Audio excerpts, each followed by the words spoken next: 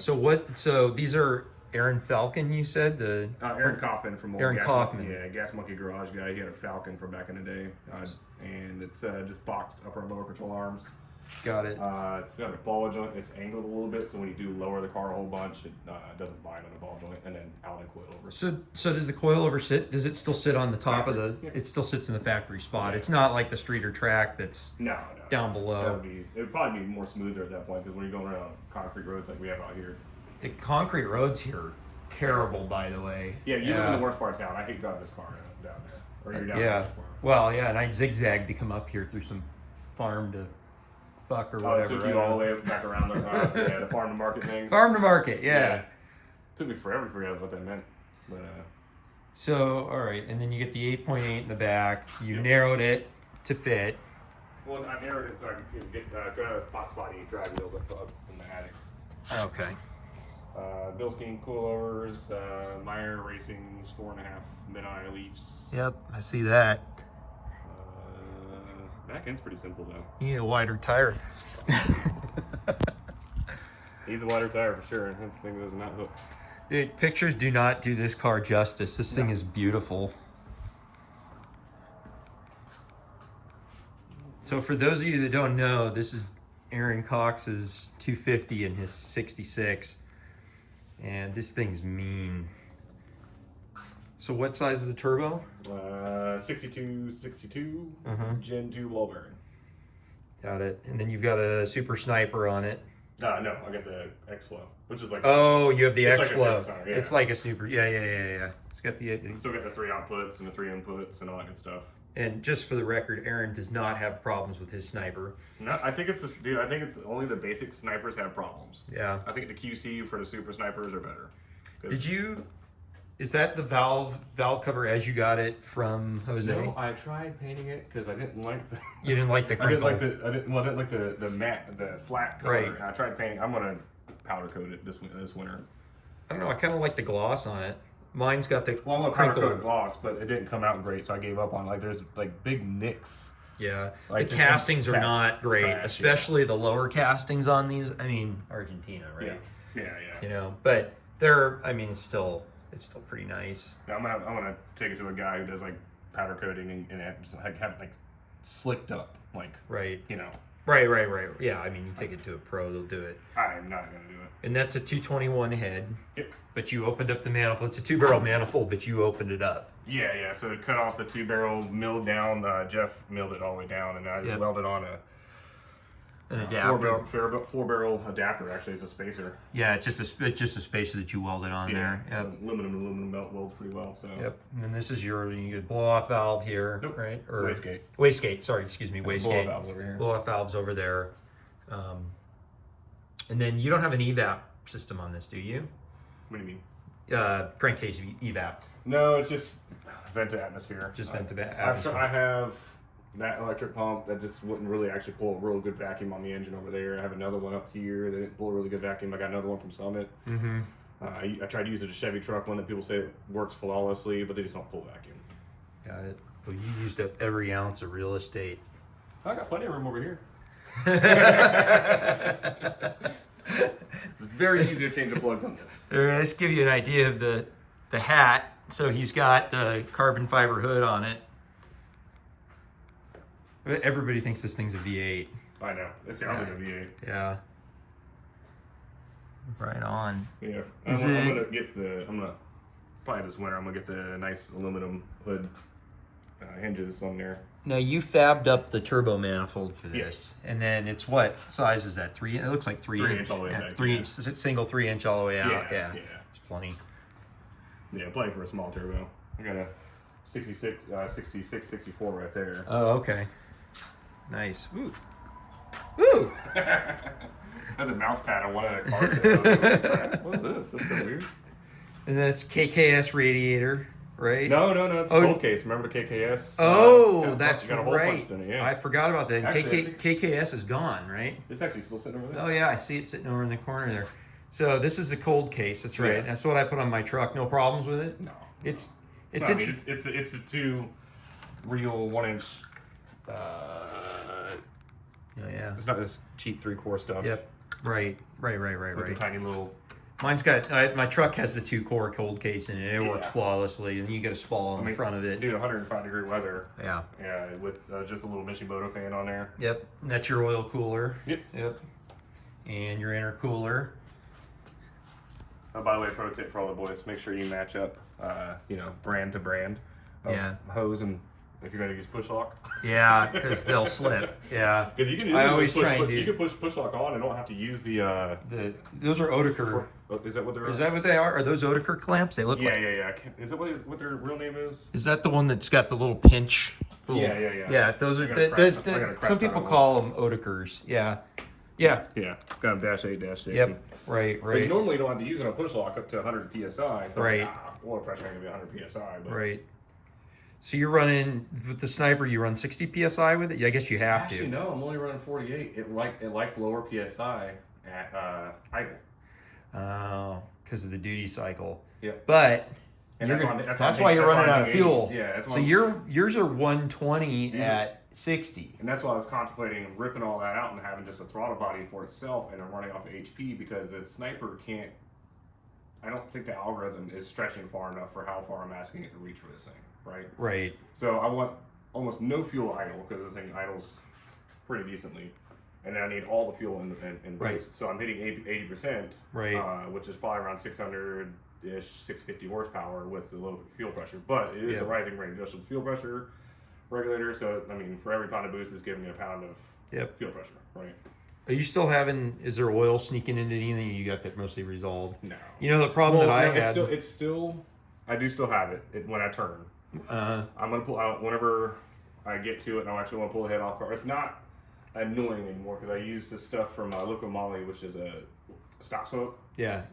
It's gotten in there and it's done its work. So mechanic in a bottle. I'm not that kind of guy, but the problem that I was running into, even with my motor, I had it set up similar, except I had a PCV on it, but I added a breather to the front. I was pushing the dipstick out.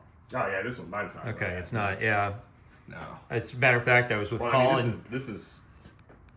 Yeah, it's -10. That's -10. Yeah. I was with Colin, and he we pulled into my driveway. There was oil all over the side of the block. I was like, "What the hell is that?" That was when I first built that motor. I did that. Yeah. So, man, this thing's tight in here. Yeah, I mean, I could have put the water meth container somewhere else, but then it got in the way of everything over there. You have the same clearance as a 200, though. It looks like for the snout and the radiator. No. Oh, really? Is it longer? So the reason why I have to space everything this way, the intercool obviously keeps me from going forward more, so I can easily just move the radiator forward and put the. Right. I mean, probably what I'm going to do. You have the radiator spaced back a little bit. I have it spaced back a lot, yeah. Oh, to get the fan in there and the intercooler? Yeah. So what I'm going to probably do this winter is cut out most of the core support right here, because I saw one of the other guys did it to his 66, and cut all the way down and just pretty much bolt the radiator as far forward so I can actually get the fan to pull like normal. Yeah. I don't have any problems with heat. You don't, but it would be a lot better. You don't want it pulling air right here. Exactly. Yep. That's right. Even putting the air dam back on here helps. Yeah. This doesn't have the staple holes in it. You replaced that, didn't you? Yeah. Yes, that was part of. That's right. Yeah. Everything from here. By the way, that was the. It looks great. If you get shit from NPD, it fit perfectly. That's generally the case. NPD is more expensive, but it usually works. I bought the most expensive one. Like this one was from Canada. This one was from Mexico. This one's from America. This one was like the thicker version, so it's a stronger core support you get from NPD. Got it. And then you got the Willwood master and proportioning valve in it. Yeah. Okay. I've still got to fix my brakes. Yeah, I think there's one of two things going on. There's the master is bad, or Dave might actually be right. The booster might be adjusted wrong. And I looked it up. There a lot of aftermarket boosters do have an adjustable. Yeah, it probably does. It came assembled, D10. so I didn't ever even. I've never taken the master and the booster apart. It came brand new to assembled, but it doesn't mean it's right. What about that cheap kit off of eBay that I was recommending for a while? That City Auto brake kit. That master sucked. That master sucked big time. Yeah. And then also had that stupid actuated caliper stuff to it. Yeah, I actually bought a Willwood master and proportioning valves. Yeah. That I had to buy the compact one because I got a booster. But I want to change it anyways because I want to be able to.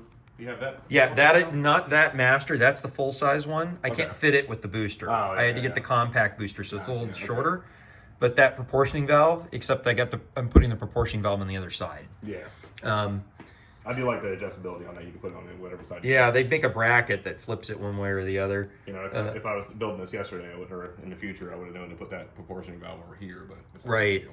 Right.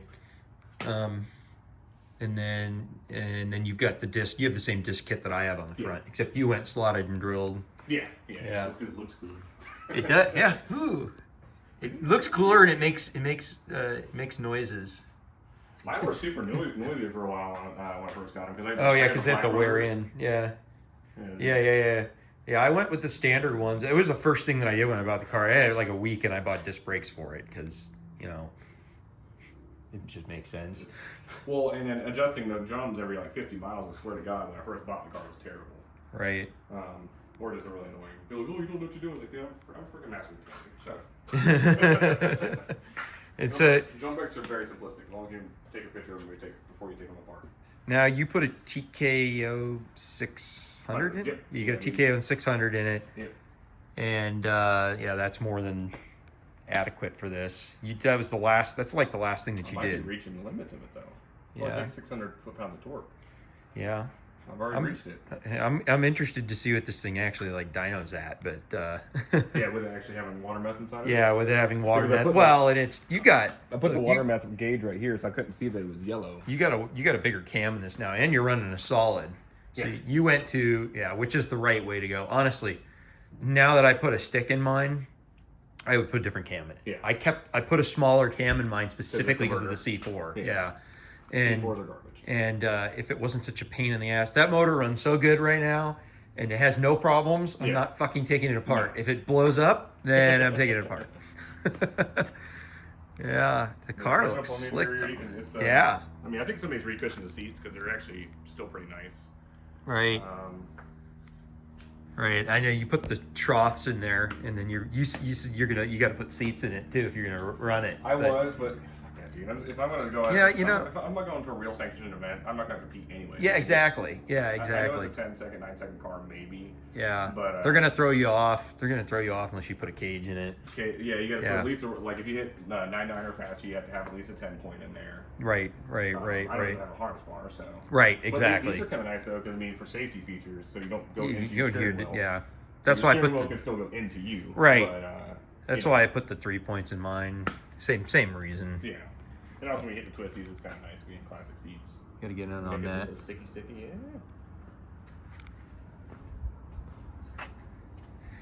Did you put the Mustang on the trunk, or is that how That's how I bought the car. That's how you bought it. And So the somebody guy said he didn't change anything on this car when he bought it. I think there's a debate as to whether they came with that or not, or could come with that. And so if it were later 66, it was an option with the Pony package. You can get the Mustang on there because the 66 would soon, or 67 would soon have that. Right. So I think this was just, maybe this is, I don't know. I'm not sure why. I just kept it like that because it looks cool. It does. It looks good. The car looks great, man. Really does. The only thing I really deleted off the body besides lowering it is just those stupid chrome kick panels I hit on the bottom of these. Right. And obviously the front end because none of the parts are matching up. It came out nice, Aaron. You do nice work. I know. I know you had the transmission in and out of this like 10 times.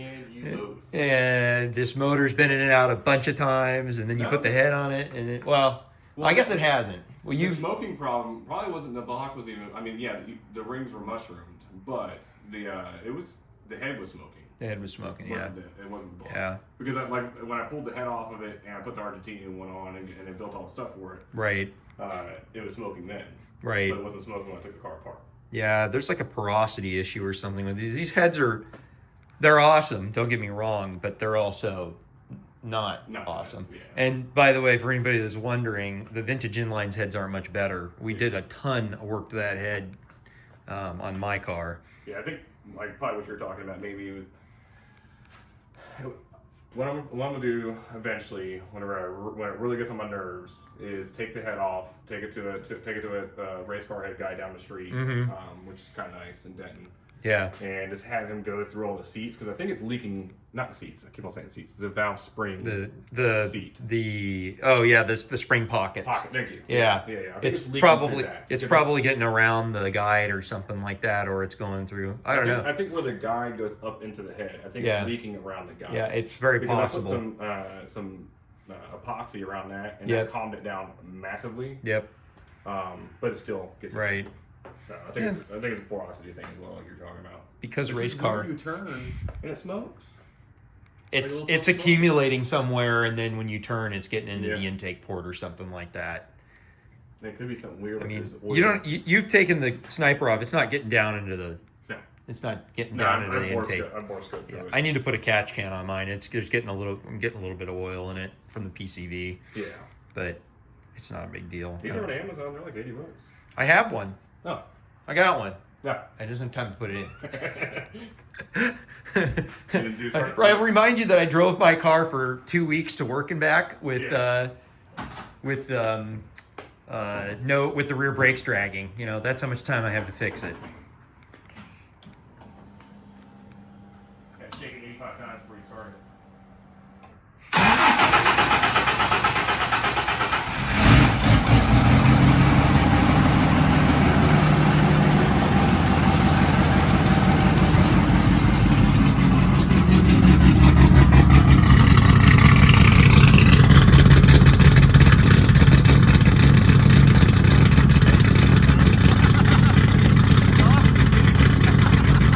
I wish you guys could hear this, like, for real. This thing's badass.